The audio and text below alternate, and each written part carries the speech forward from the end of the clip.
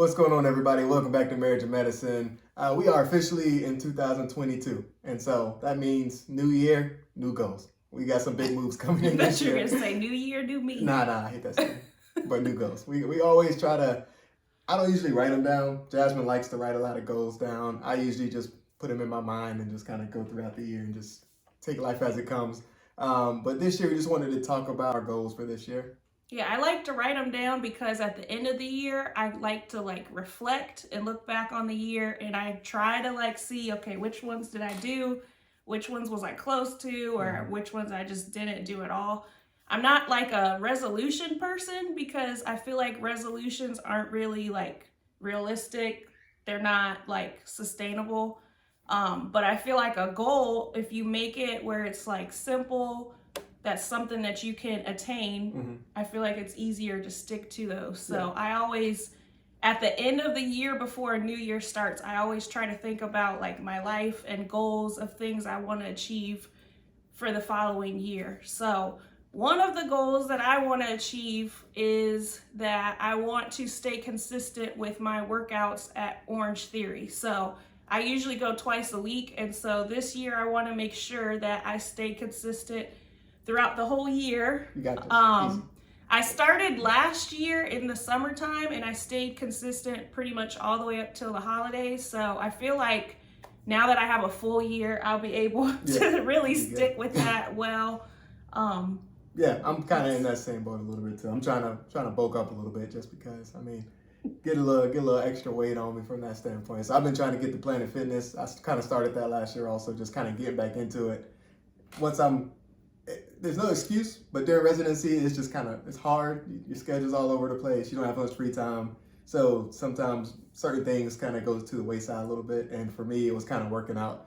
So I'm definitely getting back into it now that I have much more free time. So that'll be nice.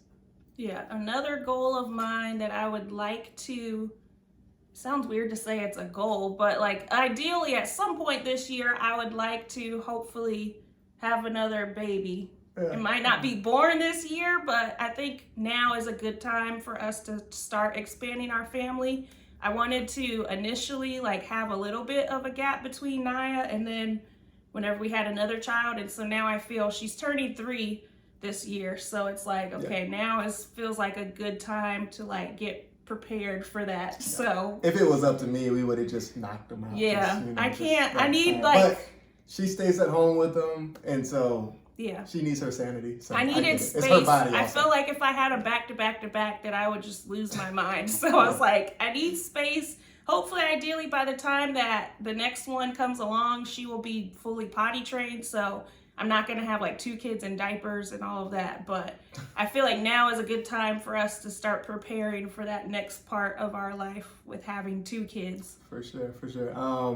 And the next thing, I guess it's not necessarily a goal, it's kind of already in action, but having our first house. It's already, we have our pre-construction meeting coming up, and so that is basically in full motion. So that house should ideally come in May. So I guess the goal will be saving up money to furnish that house. Yeah, that's a goal of mine. That's a goal, yeah. I have a set amount. I'm okay, if we hit this amount, that I feel like is a good start to save up to furnish. Because it's double what we have now. So I'm we don't have enough stuff to fill that up right now. A lot of empty rooms to start off. It's going to be all right, though. We're going to make it work. Yeah. And another thing is, of course, paying off loans. So anything to increase our net worth will be something that we're also trying to do this year. A lot of different goals, a lot of different things pulling you different ways, but of course, we have some car loans that we're trying to just go ahead and knock out. Oh, okay. Sorry. When you said paying off loans, I'm thinking you're talking about your student loans. And I'm that's a very lofty goal to get done in 1 year. That's a lot of overtime right there. A lot of overtime. No, so we'll knock out the cars. We'll get those boys out of here. That's my same one also. The car loans. Okay. Yeah. I'm with you now. I was student loans. It'll take another year. Yeah, it'll probably take 2 to 3 years-ish. We'll see. 2 years. If they just keep deferring it, at this point, it's might as well get rid of it. Why even bother? Just need it. You don't keep need the deferring it. Another goal of mine is I want to, this year, try to cook at least 80% of the meals that we make. So TJ right now Well, for the last few years, he does most of the cooking. Yeah. I do some of it, but he enjoys it, and so I'm just like, look, if you enjoy it, go for it. Right. But there are times like when his schedule, he might not be here, or he's just in a weird schedule where he can't do it, and so overall, I just want this year with us moving, we're gonna have a nicer kitchen and more space, and so I'm like, okay, that'll motivate me to take it upon myself to cook more. Yeah. So I really want to try to cook most of our meals this year, and I know there'll be times he still does. There's times we'll go out, but I want to primarily take that back. And a second goal kind of with that, why I want to do that is because I also want to hire a house cleaner for when we move for our new house. I know it sounds bad. Sounds real bougie, but yeah, whatever. It is what it is. That's something I do not enjoy doing. That was part of the deal. It was, yeah. I was always one that wanted a bigger house. She was like, I don't think we need that big because I'm the one cleaning it, so I don't want to clean all of it. Yeah. And so that was our compromise.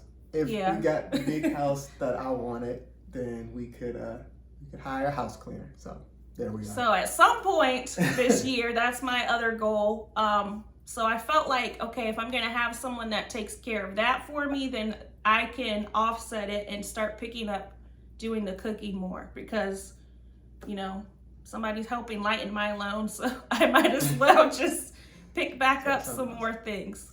And that's one thing that when it comes to marriage, always trying to find that give and take. And a lot of people, when it comes to money, having money is something that basically allows you to choose what you want to spend your time doing. If you don't like cleaning, then if you have the money to do so, you can spend that money to offset that and spend your time doing other things.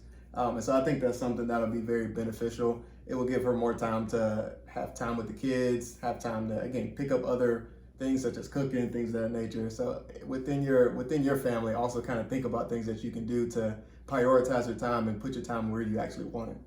And also, I think, like, I don't know if it's maybe our generation or the generations after us, but I feel like going forward, people are realizing, or at least women realize, like, they don't have to do every single thing in the house. Like, if you like to do that, that's perfectly fine.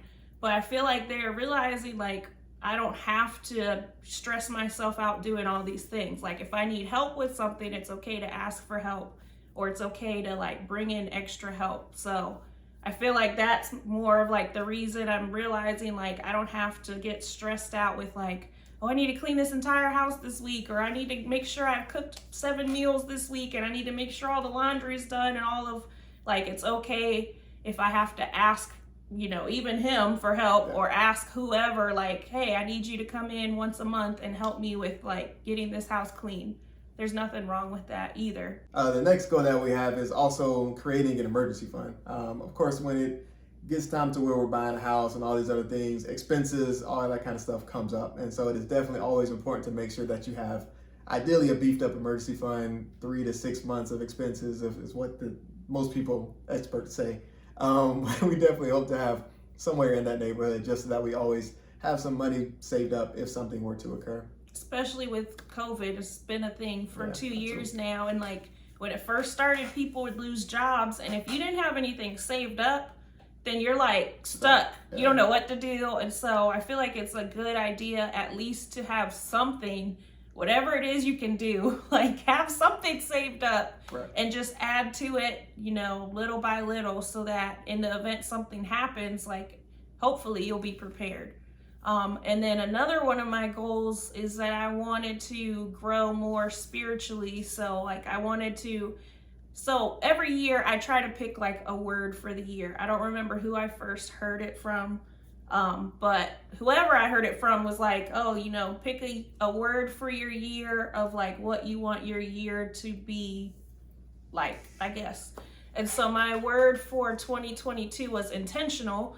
And so, like, in all areas of my life, with finances, with my spiritual life, with my health, with just everything, I wanted to be very intentional. And so with my spiritual life, I wanted to be intentional about having, like, quiet time with God, making sure, like, I spend time reading the Bible or doing devotions, journaling, praying, like, just whatever it is that I find as my quiet time. I wanted to really make sure that I take that time to do that daily and not just like, once every few months. Yeah, that's definitely a good way to grow in general.